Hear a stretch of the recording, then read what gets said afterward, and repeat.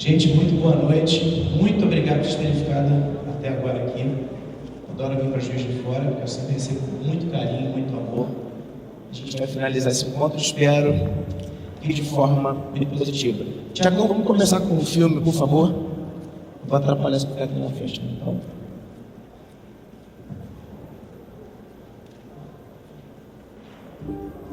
If you had to know if anyone living or dead, who would you choose? Carly Bag. Marilyn Monroe. Oh God, I wouldn't have a clue. Oh, that's not polite. Kim Kardashian. No. I'd like to have dinner with Justin Bieber. What? He's not coming to mind. I'd have Bob Hall. Blake Hughes. Barry Humphries. Jimi Hendrix. People who have made a difference in the world, maybe Nelson Mandela at the dinner table. I thought that was so sad. If you could have dinner with anyone in the world, who would you choose? What our whole family, like our whole extended family. Mum and Dad. Mum and Dad. Does it have to be a celebrity? Can it be family? We love it. We talk about how school is. We asked Mum and Dad how our band day was. Family. Yeah, Mum and Dad. Family! Who would you like to have dinner with? They just want to be with us while they're eating, which is pretty cool. They see us love everything. I'm very good. Yeah. Yeah. Bit of a message in it for you. Yeah.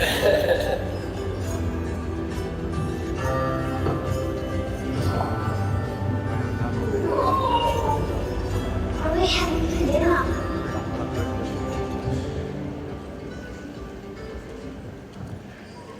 Vocês se emocionaram, né? Eu também me emociono. Mas antes de emocionar, o mais importante do que emocionar a gente, essas crianças deram um outro recado. Elas disseram que quando a gente é pequenininho, quando a gente é criança, quando a gente é bebê, quando a gente não está impactado pela quantidade de compromissos que a gente assume nesse mundo aqui de fora, a quantidade de e-mails que a gente tem que responder, os WhatsApps bombando os nossos telefones, os compromissos que fazem a gente ficar até tarde, hoje, né? Longe dos nossos filhos, longe das nossas casas. Quando a gente não tem nada disso impactando a gente gosta de gente. Todos nós nascemos prontos para gostar de gente.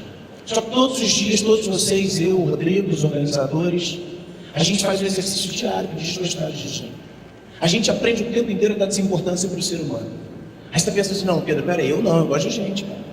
Meu Instagram está bombando, meu Facebook está lotado, eu conheço todo mundo, eu tenho um monte de amigo. Coloquei 600 pessoas aqui dentro, né?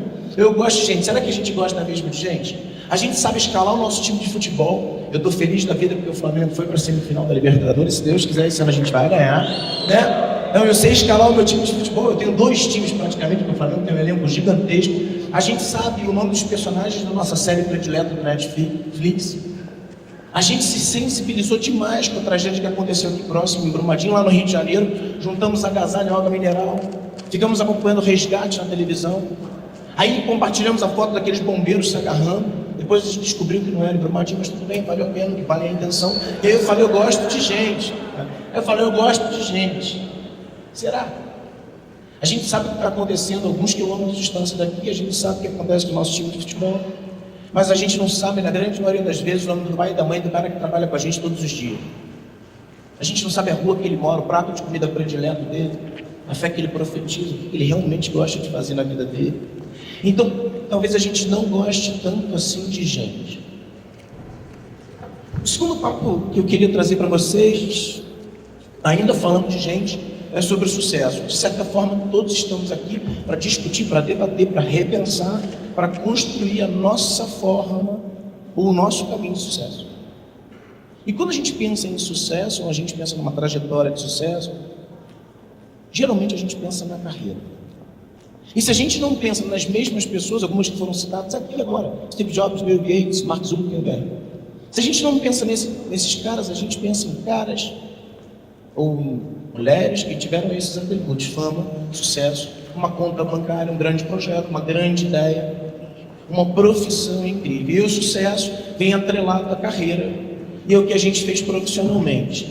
Eu só falei até agora de sucesso, não falei de profissão. Não existe sucesso profissional que justifique fracasso familiar. Se para você ter sucesso na sua vida, muitos palestrantes falaram aqui agora sobre conciliação, equilíbrio. Se para você ter sucesso na sua vida, eu só vou tentar estender um pouco mais esse conceito. Se para você ter sucesso na sua vida, você tem que abrir mão das pessoas, você está caminhando no sentido oposto do sucesso. E se você pensou em família, como seus filhos, maridos e mulheres só, talvez você tenha pensado de uma forma muito limítrofe, muito atrofiada. Porque pensem comigo, num dia em que tudo deu certo, em que você conseguiu sair um pouco mais tarde de casa, chegar um pouco mais cedo, você talvez consiga passar com seus filhos acordados 1 hora por dia. Quem tem filho e trabalha fora, faz a conta. Quantos dias vocês saíram de casa e os filhos já estavam dormindo? Ou vocês voltaram para casa e as crianças já estavam dormindo? Meus filhos hoje não vão dormir. Então a gente tem em média com os nossos filhos 1 hora por dia acordados. Os nossos maridos e mulheres, qual foi a última vez que a gente conseguiu conversar com os nossos maridos e mulheres durante 30 minutos, sem que nada interrompesse a gente, e a gente pudesse tratar o que aconteceu no nosso dia de trabalho, ou no nosso dia, enfim. Então a gente tem, vamos lá, em média 1 hora por dia para impactar a vida daquelas pessoas que estão com a gente, porque todos nós pais, quem tem filhos aqui, levanta a mão. Todos nós temos o mesmo objetivo em comum. No pouco tempo que temos os nossos filhos, dá absolutamente tudo que a gente tem de melhor para transformá-los em seres humanos incríveis. Alguns de vocês pensam diferente de mim? No pouco tempo que a gente tem com os nossos filhos, a gente entrega tudo para eles, para transformar aqueles pequenos seres humanos em seres humanos incríveis, melhores do que a gente. 1 hora por dia para impactar a vida deles. Doa quem doer. Quando você chega no seu trabalho, muitas vezes você tem 5, 6, 7, 8 horas do lado de alguém para transformar aquela pessoa num ser humano incrível. Acredite em mim, você tem mais chance, mais possibilidade de impactar a vida daquela pessoa que está contigo 8 horas do que dos seus próprios filhos dentro de casa. Então, para você construir o seu sucesso, quanto mais degrau você achar que você está subindo na escadinha, no palco, no palanque, menos tempo você tiver para cuidar das pessoas, olhar para as pessoas, estar com as pessoas, você provavelmente está se distanciando do sucesso, está se aproximando do fracasso. A minha terceira reflexão, depois de falar de gente e de sucesso, é falar de felicidade. Primeiro porque é o tema do meu primeiro livro. Segundo porque é uma coisa que, se eu não me engano, todos os palestrantes de alguma maneira falaram. A minha primeira reflexão de felicidade vem com essa foto, que é uma foto muito tradicional da minha família. Essa foto representa as bodas de prata dos meus avós. Eu sou de uma família, meu pai é filho de sírios, minha mãe de libaneses, puro sangueado, que tem essa cara de terrorista, não tem jeito, né? No mundo árabe, numa família árabe, a coisa da família sempre junta, da felicidade, né? Do banquete, da casa, da família, da festa, isso é muito forte. E isso veio junto com a minha família, imagina. E eu parei para pensar que eu nunca tinha visto uma foto dos meus bisavós sorrindo. Pior, dos vários atributos que eles tinham, vários, nenhum deles eles eram muito divertidos. Provavelmente os bisavós de vocês, que apareciam nas fotos preto e branco, também não eram pessoas divertidas. Aí eu falei, não é possível, porque eu falo de felicidade, a minha família é muito feliz, esse gênio da felicidade está em algum lugar. Aí, eu falei, bodas de prata, ninguém é casado aqui, alguém bodas de prata, 25 anos de casado? Então você sabe bem que meu avô está com essa cara séria na foto, né? Esse negócio é foda. Aí eu falei, mas não é possível. Aí eu consegui encontrar uma foto dos meus outros bisavós dos sírios, esses são os libaneses, no mesmo evento, era uma festa de bodas de prata. Olha a cara do meu avô, puto da vida com a minha avó. Aí eu falei, não é possível, dei azar, eu vou encontrar, peguei a foto do brinde, olha a foto do brinde, meu avô está envenenando a minha avó. Está puto da vida, né? Por quê? E aí a reflexão que leva o livro, depois, vem para fazer um pouco, tentar pensar um pouco como eles pensaram a felicidade e como eles deixaram esse pensamento para a gente. A gente aprendeu com os nossos bisavós que a felicidade era algo material, a ser conquistado geralmente no futuro, no fim da vida. E para isso a gente precisava trabalhar 35 anos, agora a gente sabe quantos anos a gente tem que trabalhar, né? A gente precisava trabalhar 35 anos e pouco importava se a gente gostava ou não, porque a gente tinha escolhido para fazer. Depois que a gente tivesse aquilo, a gente recebeu um prêmio pela aposentadoria. E aí, com aquele dinheiro, a gente se endividava para comprar casa própria. A casa própria, ela tinha que vir junto com um carro na garagem. Joias, se possível. E todos esses itens que a gente tentava conseguir no fim da vida, podiam ser um começo de um passaporte, um primeiro visto para a felicidade. Foi assim que os nossos avós, bisavós, ensinaram para a gente alguma coisa sobre felicidade e a gente acreditou. Aí a gente recebeu um conceito novo de felicidade, a tal da felicidade experimental, que quando ela apareceu no mundo para a gente jogou para lá. Porque era estranho, porque era diferente. E principalmente porque quem trouxe isso para a gente foram as duas novas gerações que estavam chegando.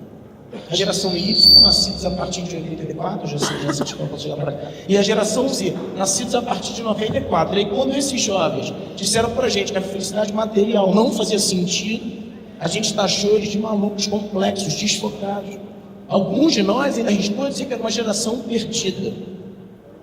A grande verdade é que, com erros e acertos, essas duas gerações trouxeram para a gente o que a gente buscava como sociedade há mais de um milênio: a possibilidade da felicidade experimental. Pedro, me explica melhor? Explica. Você vive num mundo hoje onde a grande maioria dos jovens aqui presentes não querem ter um carro dono na garagem. Aliás, eles não querem ter carro. E não é à toa que a maior empresa de transportes urbanos do mundo, Uber, não tem nenhuma bicicleta na sua propriedade. Esses jovens disseram para a gente que não faz sentido pegar um dinheiro que eles juntaram para comprar um apartamento, a tal da casa própria. Porque eles não sabem aonde vai ser a casa própria, nem descobrem se eles querem ter casa própria. Porque eles não têm ideia de onde eles vão estar morando daqui a um ano. E não é à toa que a maior empresa de imóveis do mundo, Airbnb, não tem nenhuma salinha comercial na sua propriedade. Jovens que disseram para a gente que não queriam se aposentar, jovens que disseram para a gente que não fazia sentido ter uma poupança, jovens que disseram para a gente que não fazia sentido trabalhar 35 anos em alguma coisa que eles não acreditaram. Poxa, mas que geração bacana, lembrou aquela geração Paz e Amor dos anos 70? Não. Porque eles fizeram outras exigências. Fizeram quais? Algumas mais simples. Pintar o cabelo deles da cor que eles quisessem. Ter orientação sexual que eles quisessem. Casar com quem eles quisessem, quantas vezes eles quisessem. Fazer o que eles bem entendessem da vida deles, dando se o pai ou a mãe não entenderam o que eles escolheram para fazer como profissão. Porque os pais deles não sabem, mas eles sabem que pelo menos 30% das profissões que estão em alta daqui a 15 anos não existem. Se você condensar todas essas exigências em uma só, a única coisa que uma pessoa que quer pintar o cabelo da cor que quer, é ter orientação sexual que bem entender, quer fazer o que bem quiser da sua vida, a única exigência que essa pessoa tem é a única coisa que não abre mão da felicidade. Então a felicidade passa a ser uma estratégia de sobrevivência. Porque se a gente não fizer os nossos funcionários felizes nas empresas, eles vão embora. E ninguém é obrigado a ficar trabalhando onde eles não querem. Se os nossos maridos e mulheres não estiverem felizes, eles vão embora, porque ninguém é obrigado a ficar casado com ninguém. Se os nossos filhos não quiserem, eles vão embora de casa. Pode ser que uma criança com 10 anos de idade não consiga sair fisicamente para o encontro de casa. Mas com 10 anos, uma criança não quiser mais perguntar nada para o pai, ela não pergunta. Porque a informação hoje é commodity. Está no seu celular, tudo, absolutamente tudo que você quiser saber. Então a felicidade passa a ser uma estratégia de sobrevivência. E a gente precisa trazer para a nossa discussão atual. E aí quando a gente fala desse choque de gerações, e quando a gente fala dessa grande transformação, alguns falam, meu Deus, a gente está numa era de transformação. Não, a gente está numa transformação de era. A gente está mudando algo muito maior. E para que essa mudança de fato ocorra, para que a gente possa entender a possibilidade da felicidade agora aqui, para que a gente possa ressignificar a vida no mundo onde a gente se preocupa hoje com a colaboração, os palestrantes também falaram sobre isso, a gente precisa entender como que a gente vai conseguir fazer essas transformações. E todas as transformações que aconteceram até hoje no mundo vieram através dos líderes, dos exemplos de liderança. Você pode pegar Jesus Cristo, você pode pegar Buda, você pode pegar um político, você pode pegar para o lado ruim, você pode pensar nas guerras, todas elas tiveram líderes. E aí, através desses exemplos de liderança, a gente acreditou que a liderança era um instrumento de poder. Meu convite aqui hoje, meu tema é liderança, é para que a gente reflita um pouco mais sobre o que é ou sobre o que pode ser a liderança, melhor, o que deve ser a liderança a partir de agora. Se a gente entendeu que a liderança se baseava em uma única pessoa e que ela estava associada ao poder, que a gente consiga desfazer essa leitura. A liderança, ela precisa ser compartilhada, porque todos nós que estamos aqui somos líderes e liderados o tempo inteiro. Se todos nós somos líderes, a primeira coisa que a gente precisa desfazer é a ideia de poder da liderança. E não é à toa que nas relações de liderança estabelecidas até agora, o Pedro está tão presente. O Pedro pai, que sempre sabe mais do que o filho. O Pedro professor, que sempre sabe mais do que o aluno. O Pedro patrão, que sempre sabe mais do que os funcionários. Do padre, do pastor, que sempre sabe mais do que os fiéis. E aí a gente acreditou que liderança tinha a ver com hierarquia, que a gente precisava de um cargo, de uma patente, de um título, de um diploma, de um crachá para liderar. Se você precisa de um diploma, de um crachá, de um título para liderar, você é tudo menos um líder. O líder é justamente alguém que não precisa de nada disso. E o exercício da liderança, talvez seja resgatar. Alguém falou aqui, eu não me lembro quem foi, acho que foi o Thiago, que falou sobre inovação. E a gente pensa em inovação como tecnologia, como algo do futuro, algo novo, para quem é velho, né? Ou para quem é mais velho que nem eu, vou fazer 40 esse ano, a gente lembra dos Jetsons, né? Imagina uma família do futuro. E a gente fala em inovação. Muitas vezes inovar é resgatar no passado alguma coisa que está esquecida. Alguma coisa que faz sentido para o mundo de hoje. E o meu passo a passo da liderança, que eu vou deixar para vocês, talvez seja isso. O primeiro item da liderança, por exercício, é a confiança. Se a gente não confiar, a gente não consegue liderar. Poxa, Pedro, é óbvio, mais ou menos. Alguém tem medo de avião aqui na plateia?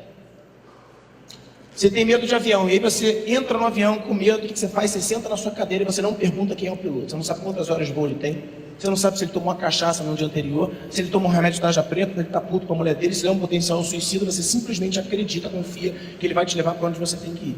Só que quando você vai escolher a pessoa que vai cuidar dos seus filhos para que você possa estar aqui hoje, você não faz nem muita pergunta, você recebe uma indicação. Você não sabe o nome do filho daquela pessoa que está cuidando do seu filho. Você não sabe onde ela mora, você nunca viu uma foto da casa dela, mas você está na câmera de segurança para saber o que elas estão fazendo com seus filhos. No mundo dos negócios, a gente acreditou, por exemplo, que o cliente está em primeiro lugar. E o cliente, da maioria de vocês, é um total estranho. Se não é um total estranho, é um estranho. É um cara que você tem muito pouco contato durante um ano. Pode ser que se você trabalha numa construtora, você tenha um contato com ele na sua vida. E no varejo, tem uma galera do varejo aqui, no varejo um bom cliente é o cara que compra 4 vezes no ano com você. Ele está no topo da cadeia dos clientes. Então 4 vezes, você vê esse cara 4 vezes no ano. E aí você acredita que esse cara está em primeiro lugar. Não é o cliente que está em primeiro lugar, é o funcionário que está em primeiro lugar. Se eu não tiver a capacidade de cuidar das pessoas que estão do meu lado todos os dias, não adianta vir fazer uma palestra e falar conceitos para vocês que os meus filhos não acreditam dentro de casa. Os meus funcionários falam que não tem verdade. O segundo item é o incentivo.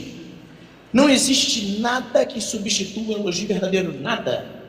E a gente economiza elogio o tempo inteiro. Tem um livro, é um grande clássico da década de 80, Gerente Menudo, em que o autor fala uma coisa muito interessante. Ele fala, a gente deveria gastar mais tempo procurando os acertos das pessoas que trabalham com a gente do que as coisas erradas que elas fizeram. Só que quando a gente assume qualquer função de liderança, a gente fica torcendo para encontrar o erro. A gente coloca o nosso mindset direcionado para o tempo inteiro criticar o que as pessoas estão fazendo. E a gente esquece de incentivar. Quem tem filho sabe. Quando você for ferrando sua vida, né, irmão? Doando pra caramba, tudo bem, já é a última, né? Coitado, ele está desesperado, né? Quem sabe, quem tem filho sabe. Você fala para o seu filho, meu filho, você é incrível hoje. Aquilo empodera o seu filho de tal maneira que naquele dia ele se sente um super-herói. Que a gente recupera a capacidade de incentivar as pessoas que estão com a gente. Luz. A gente fica atrás do holofote para mostrar para as pessoas o que a gente está fazendo de liderança. O que a gente está servindo de exemplo. A gente deveria fazer o contrário. A gente deveria, com o holofote, caçar as pessoas que estão fazendo coisas incríveis. O grande objetivo de um líder é criar líderes melhores do que ele. E para isso, você precisa jogar luz no que as pessoas estão fazendo de incrível. Já que a gente dá luz para a gente. A gente está o tempo inteiro querendo que as pessoas vejam o que a gente está fazendo. Porque a gente nasceu num mundo em que a competição é a pedra fundamental do desenvolvimento de uma carreira. A gente compete o tempo inteiro. A gente o tempo inteiro está sendo comparado com alguém. Ninguém nunca disse para a gente que o grande barato da vida deveria sermos melhores versões de nós mesmos. Não. Quando você assume um cargo numa empresa, você é comparado com quem veio antes de você. Dentro da sua casa, você é comparado com o irmão mais inteligente. Na sociedade, você está o tempo inteiro recebendo exemplos de pessoas que não têm absolutamente nada a ver com você, mas que as pessoas desejariam, gostariam que você fosse. Qual é? Aqui na última, acho que foi, não sei se foi o Fábio que falou, sobre a escuta. Eu fui fazer uma palestra no grande curso de inglês agora, nacional, E aí eles levaram para que eu conhecesse um projeto inovador deles de ensino. E eles me falaram que uma das ferramentas mais potentes de ensino é a oratória. Nossos filhos na escola hoje estão tendo aula de oratória. As pessoas estão querendo ensinar a gente a falar. Quem aqui tem iPhone? Alguém tem iPhone que nem eu? Algum de vocês leu o manual para aprender a falar no iPhone? Não, né? A gente usou e aprendeu. E estão querendo ensinar a gente a falar. A gente já fala o tempo inteiro. A gente tem a possibilidade hoje, através de uma mídia social, de postar o que a gente bem entender. Pode ser em vídeo, pode ser em imagem de texto, pode ser em frame, pode ser em videozinho animado. A gente sabe falar o tempo inteiro. Como falaram aqui, a gente não tem que fazer curso de oratória, a gente tem que fazer curso de escutatória. A gente precisa recuperar a capacidade de escutar as pessoas de verdade. Porque quando a gente encontra alguém na rua, né, a pessoa fala pra gente, nossa, eu tô com dor de cabeça. Aí o que você fala? Eu tô com enxaqueca. Né? O cara fala, puta, eu tô estressado, eu tô fodido, né? O cara fala, pô, tem criança aqui, né? Desculpa, eu tinha criança aqui. Também não tem problema, né? Se a criança ficou até meia-noite, a mãe deixou ficar até meia-noite no negócio, também pode falar, né? Não tem problema. Aí você fala, eu tô com dor nas costas, tô todo travado. A pessoa tá falando pra você, eu tô com dor de cabeça. Ela quer que você escute, ela quer que você dê uma solução. Você dá o seu problema pra ela, porque você quer ser escutado. A gente desaprendeu a escutar, a gente se dá o direito de sair para jantar no dia dos namorados, com os nossos pares, no encontro romântico, a gente senta em frente a eles. Não estou te paquerando não, tá, cara? Só um exemplo. A gente senta em frente a eles e a gente possibilita a traição virtual. Porque a gente deixa aqui terceiros, quartos, quinto entre as nossas conversas. E a gente fica no nosso... Fala aí que eu estou prestando atenção nos nossos telefones. A gente deixou de escutar os nossos filhos dentro de casa. A gente precisa desenvolver a escutatória, não a oratória. O papel do líder, talvez o papel principal do líder, é trazer pessoas para perto que tenham qualidades diferentes da dele. Que aí sim forma um time. Sabe por que é difícil a gente trabalhar com pessoas diferentes? Porque a gente não aprendeu a admirar alguém. Admirar de verdade alguém é reconhecer em alguém uma qualidade que eu não tenho. Isso é admiração. Geralmente admiração é quando eu encontro alguém, alguma coisa que eu não tenho, que eu gostaria, ou que eu, de repente, não tenho habilidade em ter. E a gente aprendeu que a gente não pode encontrar no outro uma qualidade que a gente não tem. Sabe por quê? Porque a gente precisa ser perfeito. Eu, no meu primeiro livro, eu agradeço 2 empresas, tem que comprar para saber quais são, né? Mas eu agradeço 2 empresas que me reprovaram no processo seletivo. Numa delas, eu tive que fazer um processo, eram 5 etapas, e eles disseram que a primeira etapa não era eliminatória, era muito simples. Eu escrevia num quadro branco a minha qualidade, escrevia num quadro negro o meu defeito. Aí eu fui lá e escrevi minha qualidade. Eu gosto de gente, gosto de trabalhar com gente, com pessoas, gosto de lidar com gente. E o meu defeito, eu sou muito desorganizado. Continuo até hoje sendo defeito. Eu sou muito desorganizado.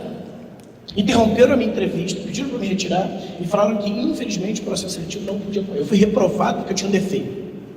E se você falar numa entrevista de emprego que você é muito desorganizado hoje, você é reprovado.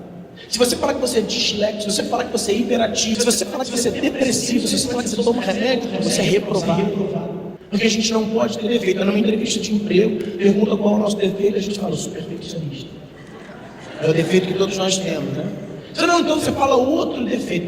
Eu misturo trabalho com vida pessoal, negócio de louco, né? E para por aí. E a gente aprendeu que a gente não podia ter defeito e que a gente não podia aceitar que alguém do nosso time, que a gente escolheu, tem um defeito. E a gente não aprendeu a admirar ninguém. Pior. A gente não montou times de pessoas iguais a gente.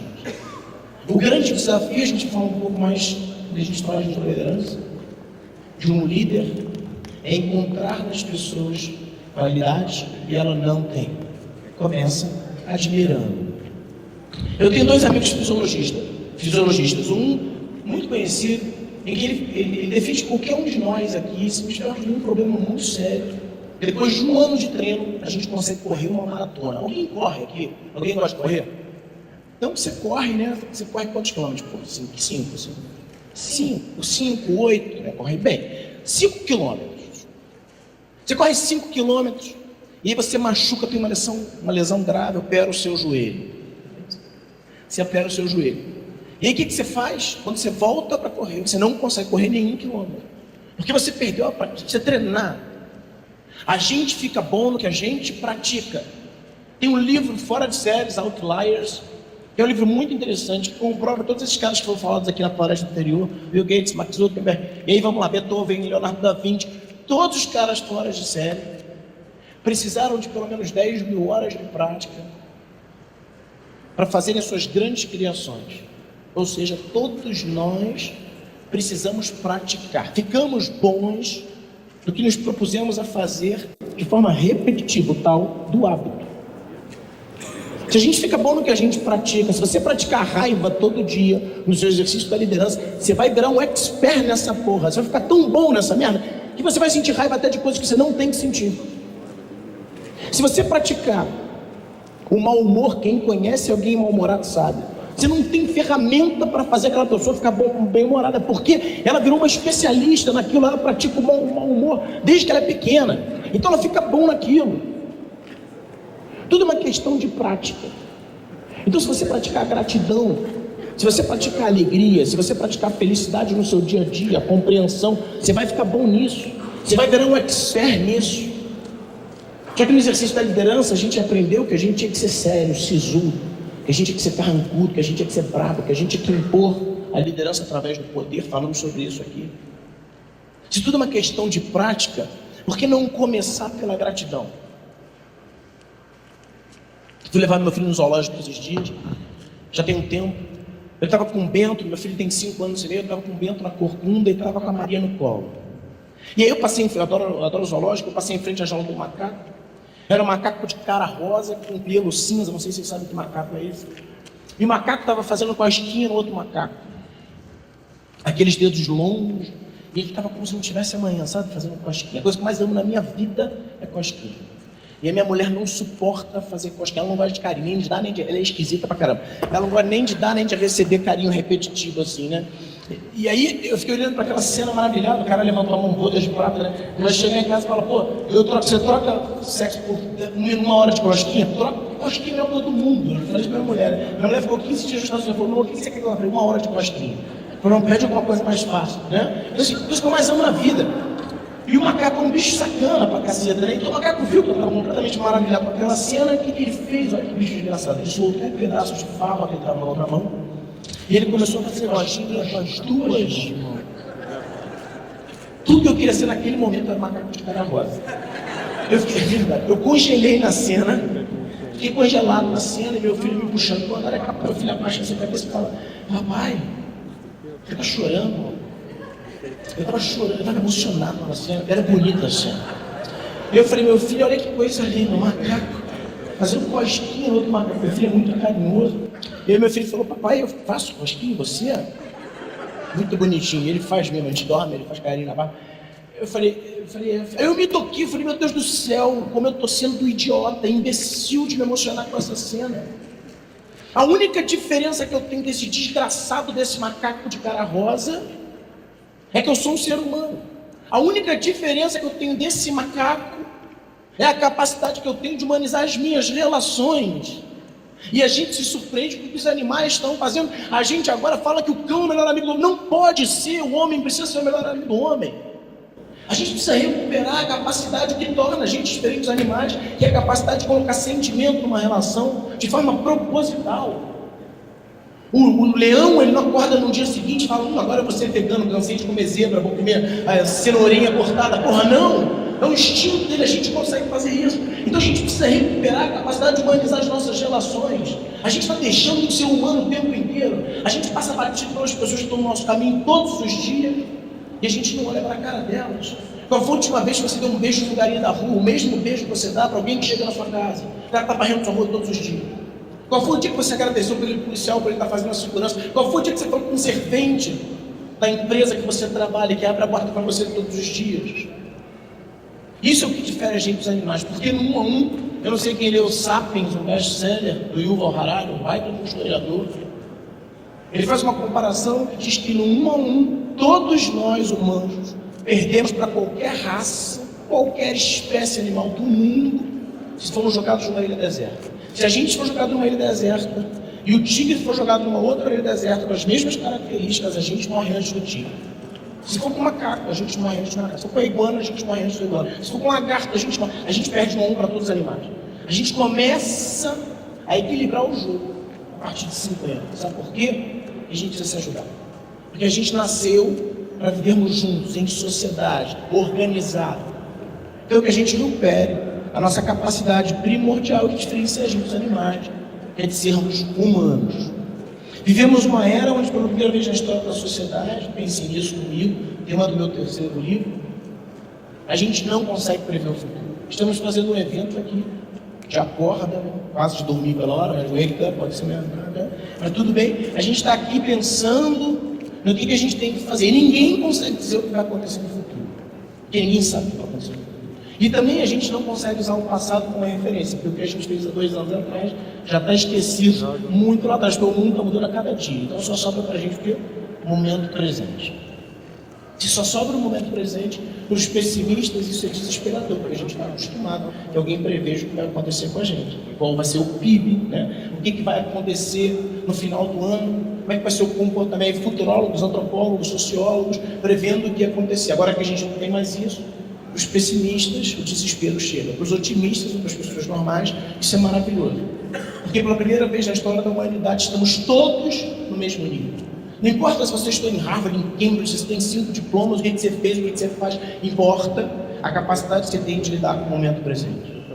O líder de verdade é o cara que está sabendo construir um hoje. Faz o exercício que eu faço todos os dias, colocamos os nossos filhos pequenos na escola e a gente não sabe se quando eles saírem ainda vai existir escola. A gente não sabe se vai existir vestibular, profissão. Então, o barato não é eu adivinhar como é que vai ser a escola daqui a 15 anos, é eu fazer com que hoje, na palestra do Thiago Incrível, eu até falei isso para ele, né, da escola, da nova escola, ele fala aqui da escola dele, que a gente consiga lidar com o momento presente. E lidar com o momento presente é reaprender a aprender. É ter a capacidade de aprender, por exemplo, com os nossos filhos. Qual foi a última vez que a gente saiu da nossa postura de pai e sentou com os nossos filhos e falou: obrigado por você me ensinar alguma coisa. Eu fiz isso algumas semanas atrás. Eu fui buscar o Bento, meu filho, na escola. E aí, quando eu cheguei na escola para buscar o Bento, ele falou: papai, hoje eu quero levar o Rafael Livone lá para casa. Eu falei: meu filho, não dá. Meu filho é sempre o último a sair, porque eu fico brincando com as crianças até o final. Eu adoro estar com as crianças, amigos dos meus filhos. E ele falou: papai, mas eu quero muito levar o Rafael Livone lá para casa. Meu filho, não dá. Papai, por favor, deixa eu levar. Ele começou a chorar, desesperado. O Bento não costuma fazer isso. Eu falei: filho, para. Você vai perder tempo de brincar com os amigos, eu vou embora. Você começou a chorar: papai! E quando eu consegui contar, eu falei: vamos embora, Bento, chega. Quando eu estou tirando ele, o Rafael Livone sai da escola. Eles combinaram, porque o Rafael Livone já saiu chorando, Camila. Ele veio: papai, papai. Eu falei: eu quero ir para casa do Bento. Aí começou aquele caos dos dois gritando. Eu peguei o Bento, botei na bicicleta, peguei a Maria pequenininha, botei na bicicleta, fui para casa. Já acabou a luz. Aí quando eu cheguei em casa... Alô, voltou. Quando eu cheguei em casa, o Bento ainda resmungando na bicicleta.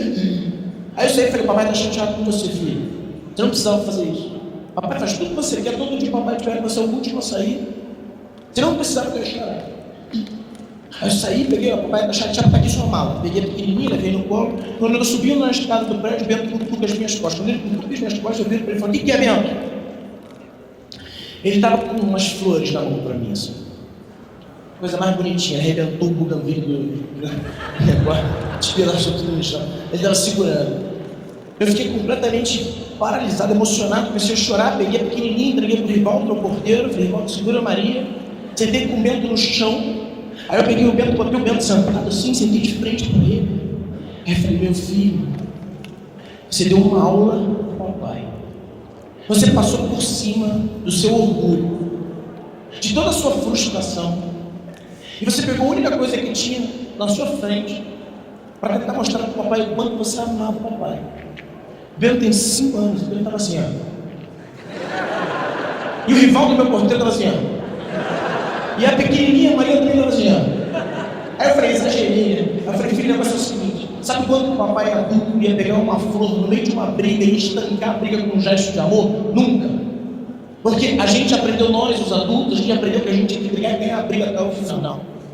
Você acabou de me ensinar que quando a gente tem a sua idade, a gente não tem orgulho, a gente tem amor genuíno. Obrigado por dar essa aula para o papai. Eu abracei ele até hoje, como se ele tivesse aqui, eu ia contar para vocês do dia que ele me deu uma aula sobre amor. Naquele momento eu aprendi com o meu filho. A gente tem essa possibilidade de aprender com os nossos filhos todos os dias. A tolerância merecia uma palestra inteira. A gente podia ter uma noite inteira para falar de tolerância no mundo cada vez mais polarizado. Só que a tolerância para o exercício da liderança é muito mais simples. Eu tenho um amigo de escola, o Almir, que é meu gêmeo. O Almir é flamenguista que nem eu, sambista que nem eu. O Almir estudou na mesma escola que eu, fui expulso, ele não, Jesus se abraça ao Rio de Janeiro. Não, o Almir é médico, não, mas a gente é muito parecido, as famílias sempre mais, temos filhos da mesma idade, vão à missa todo domingo, a gente é muito parecido. É uma delícia conviver com o Almir. Só que o Almir não me ensina nada, porque o Almir pensa igual a mim. Quem me ensina é quem pensa diferente. Se você só tem a capacidade de lidar, de escolher pessoas, ele já disse, o microfone já desistiu, né? De lidar com pessoas que pensam iguais a você, que aplaudem você, que concordam com você, você não vai conseguir liderar nada. Você não vai conseguir educar os seus filhos, porque por mais que você queira, obrigado, Tiagão, porque por mais que você queira e por mais que você tente, o seu filho vai ser diferente de você. E finalmente, a gente começar a fechar o nosso papo, o amor. Não podia deixar de falar sobre liderança, sobre felicidade, sobre sucesso, sobre gente, sem falar de amor. Não é à toa que amor fica por último, porque sem amor a gente não consegue fazer nada. Mas a minha definição de amor, e que eu vou compartilhar com vocês, que talvez seja menos romântica que você já tenha escutado na vida, é a que diz que amar é a capacidade que você tem de fazer alguma coisa por alguém sem exigir algo em troca. Será que é isso que a gente está fazendo na vida da gente? Será que a gente está de fato concordando com, por exemplo, com o comportamento do mundo aí de fora, ou a gente está fingindo que concorda? Será que a gente faz o bem porque o bem faz sentido para a gente, ou a gente faz o bem porque a gente precisa postar nas mídias sociais o bem que a gente fez? Será que a gente constrói a felicidade sobre um alicerce de amor? Ou a felicidade está tão na moda que a gente se preocupa tanto em mostrar que a gente é feliz, que a gente esquece de ser feliz? A gente se acostumou com o meio certo. Não existe meio certo. A melhor forma de você começar a construir a sua história é entender que existe o certo e que existe o errado. E que você pode escolher o errado, mas que ele tem suas consequências. E que você pode escolher o certo e que ele tem suas consequências. Só que a gente categorizou o errado. A gente aceitou o meio errado. Então o cara fala, nossa, eu sou muito católico, mas eu acredito na reencarnação. Se você é católico, você não acredita na reencarnação. Aí o cara fala, não, mas peraí. Não, o Pedro é muito ético. Não existe muito ético. Ou eu sou ético ou eu não sou ético. Aí o cara fala, meu Deus, o Rodrigo é muito bom caráter. Não existe muito bom caráter. Ou ele tem caráter ou ele não tem caráter. Madre Teresa de Calcutá, no fim da vida dela, foi questionada por um jovem repórter do porquê ter escolhido Calcutá na Índia. Ela, uma freira católica albanesa. E aí o jovem repórter falou para ela, mas a senhora era perseguida por todo mundo. Como é que a senhora conseguiu? Os hindus perseguiram a senhora, o governo perseguiu a senhora. E até os fiéis, que depois eram curados, se convenciam de que aquilo era bruxaria. E o templo da senhora foi incendiado 2 vezes por pessoas que ali estiveram. Numa das cenas marcantes, em praça pública, a senhora curando um doente de hanseníase, a senhora tomou uma cusparada. Como que a senhora não desistiu? E ela falou, meu filho, você acha que o bem que eu faço é para os outros? O bem que eu faço é para mim. Será que a gente está fazendo as coisas porque fazem sentido para a gente? Será que a gente está amando, se entregando, fazendo o que a gente tem que fazer no exercício da liderança, pelas pessoas que trabalham com a gente, convivem com a gente, vivem com a gente nas nossas casas, porque isso faz sentido para a gente? Ou a gente está ligado no automático? Ou a gente está vivendo dentro de bolhas? Ou a gente se sente pressionado a fingir que a gente é bom e legal, e aí todo mundo precisa ser legal? As escolas estão deixando de reprovar as crianças porque isso é bullying. Na era do amor, esse é o exercício da liderança que eu deixei para vocês. E na era do amor, a gente fez com que a palavra, o hashtag mais compartilhado do mundo, fosse a palavra love, amor em inglês. Com que o emoji mais compartilhado do mundo fosse o símbolo universal do amor, o coração vermelho. E aí na era da busca do amor, onde todo mundo ama demais, a gente sentiu que fazia a gente sentir raiva, o ódio, tinha que ser expurgado, afastado da vida da gente. E aí criaram uma ferramenta para que a gente pudesse fazer isso. O botão do unfollow. E aí quando a gente sentia raiva de alguém, porque a pessoa votava num candidato diferente do nosso, torcia para um time diferente, comia carne enquanto eu era vegano, eu apertava o botão do unfollow, deixava de sentir ódio, e podia viver a plenitude do amor. O oposto ao amor não é o ódio. O oposto ao amor é a indiferença. Se eu paro de conviver com alguém porque essa pessoa tem uma opinião diferente da minha, porque ela tem valores diferentes do meu, porque ela vem de um mundo diferente do meu, eu estou praticando o desamor. Tudo isso que a gente falou aqui hoje, aliás, tudo que foi falado aqui hoje é muito do óbvio. Só que o óbvio precisa ser dito todos os dias. As palavras têm muito poder. Eu não sei quem acredita, eu acredito. Se a palavra tem poder e você reclama, pensa, e reclamar por alguma coisa é clamar 2 vezes. Cuidado. E finalmente, tudo isso que a gente falou aqui, que eu falei aqui, é inverter uma lógica maior. É deixar de viver pelo resultado e começar a gostar do processo. O processo dura mais tempo. Eu lembro que quando eu tinha 22 anos, meu pai foi diagnosticado com câncer de esôfago. Na frente do médico, eu e minhas irmãs começamos a chorar, e muito. E eu fiz só uma pergunta para o médico. Eu falei, quanto tempo meu pai tem de vida? O médico falou, entre 50 e 60 dias. Eu parei de chorar ali e não caiu mais uma lágrima a partir daquele dia. Eu segurei a mão das minhas irmãs e falei, a gente tem 2 opções. Hoje a gente enterra o papai hoje e começa a curtir o luto, porque ele vai morrer daqui a 50, 60 dias. Ou a gente transforma esses dias nos melhores dias das nossas vidas. A gente só tem essas 2 opções. Minhas irmãs pararam de chorar junto comigo. E a gente decidiu que a gente ia transformar, que a segunda opção que eu falei, que a gente ia transformar aqueles 50, 60 dias nos melhores das nossas vidas. Sabe como que a gente fez isso? Sabe como que você ressignifica um processo complicado? E pode ser um trabalho ruim que você tem, pode ser um momento de vida que está bem conturbado. Sabe como que você faz para transformar um processo ruim, doloroso, complicado em algo incrível? Criando um propósito. A gente acabou de escutar aqui sobre propósito, e eu queria dizer para vocês que propósito é alguma coisa que de forma proposital, arbitrária, impositiva, autoritária, se transforma em valor na sua vida. É tão proposital, tão arbitrário, tão impositivo, que a maioria das pessoas que estão ao teu lado acha que você está maluco, sai de perto. Acho que quando Obama, negro, filho de imigrantes muçulmanos, falou, você é o primeiro presidente negro da América, a galera falou, vai ser. Cheirando cocaína nos Estados Unidos, com 18 anos na faculdade, vai ser. Claro, o negão está maluco. Era o propósito da vida do cara. Virou um dos maiores líderes do mundo. Nosso propósito era ressignificar aqueles 60 dias. Foram os mais incríveis da vida da gente. A gente fez 30 internações do papai, 22 procedimentos cirúrgicos realizados no hospital, 5 comas, todos com festa. Porque na primeira vez que a gente foi internar o papai, a gente encontrou 40 pessoas no hospital. E eu falei para minhas irmãs, tem 40 pessoas aqui por causa do papai, porque tem amor. E o que a gente faz quando a gente se reúne por amor? Festa. Então vamos fazer o seguinte, todas as vezes que a gente internar qualquer pessoa da família, a gente vai ter mais de 2 pessoas, a gente vai fazer uma festa, existe, pelo amor, existe ali.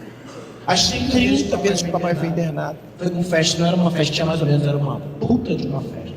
Tinha bolo, tinha doce, o papai entrava no coma, né? Falava, ele não vai passar dessa, a gente come restaurante comemorar. Aí meu pai foi para casa depois de um coma de 5 dias, e ele acordou no dia 27 de setembro, deu parabéns para minha mãe, porque era aniversário dela, e morreu. Naquele mesmo dia do aniversário da minha mãe, no velório do meu pai, a gente fez uma puta de uma festa.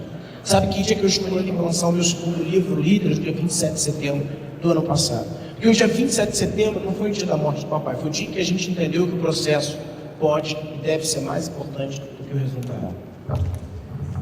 E finalmente, para tudo isso que a gente está falando, a gente precisa ter fé. Para quem acha que fé é uma palavra religiosa, já viu uma deixa de que eu vou à missa todo domingo, vai começar um papo de catequista, tá bom. Substitui fé por intuição. Fé ou intuição é a mesma coisa, a capacidade que eu tenho de acreditar em alguma coisa que eu não tenho que provar que vai acontecer. Fé ou intuição é um exercício da espera. É esperar por alguma coisa. Um exercício, uma palavra que a gente quase riscou no nosso dicionário, porque a gente não tem mais a capacidade de esperar por nada. A gente quer comer mamão do papai, eu quero. Todos os dias de manhã, o que eu faço? Eu compro na feira toda quarta-feira, que acompanha a minha vida, eu compro mamão do papai. Só que mamão do papai só dá 3 vezes no ano. Então eu compro o agrotóxico que eu preciso. Eu não posso esperar, eu não posso trocar a fruta de manhã. A gente marca um encontro com alguém, eu ainda sou da época, que eu marcava um encontro com alguém na praia no Rio de Janeiro, falava, vou estar, depois do terceiro coqueiro do poste mais alto, eu vou estar parado ali na frente. Eu ia para lá. 3 horas depois, a pessoa que eu tinha marcado chegava pontualmente na hora para me encontrar. Nesse trajeto de 3 horas, eu não sabia se ela tinha morrido, se ela tinha desistido, se ela tinha se machucado, se o carro tinha quebrado. Eu não tinha como saber, porque não tinha share location, não tinha WhatsApp, não tinha lá no Instagram, não tinha Facebook, não tinha porra nenhuma. Eu simplesmente acreditava que ela ia chegar. A se comparar no mundo de hoje, eu fiz o maior exercício de fé para qualquer religião que vocês pratiquem na vida, até para ateu. Ateu, agnóstico, ortodoxo, judeu, não é tudo. Ninguém tem essa capacidade de esperar por 3 horas por alguma coisa Você não tem como saber o que vai acontecer. A gente vai para a consulta médica achando que a gente sabe mais da patologia do médico. A gente precisa recuperar a capacidade de esperar, principalmente para não confundir informação com conhecimento. Numa era onde a informação chega na hora que a gente quer, imediatamente a gente achou que ter muita informação ia fazer com que a gente tivesse conhecimento. Tem uma diferença entre informação e conhecimento. O conhecimento é inesquecível. E para algo se tornar inesquecível, você aprender a andar de bicicleta, você caiu e caiu muito. E foi difícil tirar a rodinha. Estou tentando tirar do meu filho agora. Foi difícil tirar a rodinha. E aí quando você aprende, você não esquece mais. Para você transformar a informação em conhecimento, você precisa da experiência. Você precisa da vivência, da vivificação, da experiência. Então tem um pouco menos de pressa de mudar, de transformar, de sair de onde você está e tenta aprender. Tenta transformar isso em conhecimento. E finalmente, para a gente fechar o nosso papo, muitos falaram de colaboração. A gente vive na era da colaboração, talvez o que exista de mais bonito aqui. Aparece que o Thiago mexeu muito comigo da escola, porque do cenário pessimista ele vai para o otimista, basicamente por causa da nossa capacidade de colaborar. E pela colaboração a gente acaba fazendo a caridade. Só que a gente confundiu o que pode e o que deve ser caridade. Porque a gente achou que a gente tinha que doar o que a gente tinha de sobra para fazer uma caridade. Doar o que eu tenho de sobra na caridade é obrigação. Se eu tenho muito dinheiro e nunca doei para ninguém, é como se eu não tivesse dinheiro. Se eu tenho muita sabedoria e nunca doei para ninguém, nunca compartilho com ninguém, é como se eu não fosse sábio. Caridade é doar o que eu não tenho. Mesmo eu não tendo, essa é a falta que eu faço da minha vida. Se você entregar um prato de comida para um esfomeado, ele vai comer desesperadamente com amor. Mas se o outro esfomeado for ali e pedir um pedaço da comida dele, você tem dúvida de que ele vai dar porque ele sabe a falta que aquilo faz na vida dele. Caridade é o que eu não tenho. E o que todos vocês e eu gostaríamos de ter mais na vida da gente, no dia da gente, na semana da gente? Tempo.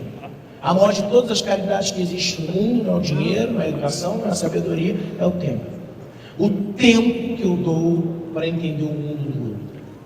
O tempo que eu dou para me permitir entrar no mundo, observar o mundo do outro e entender que o meu mundo não é o mundo daqui de fora.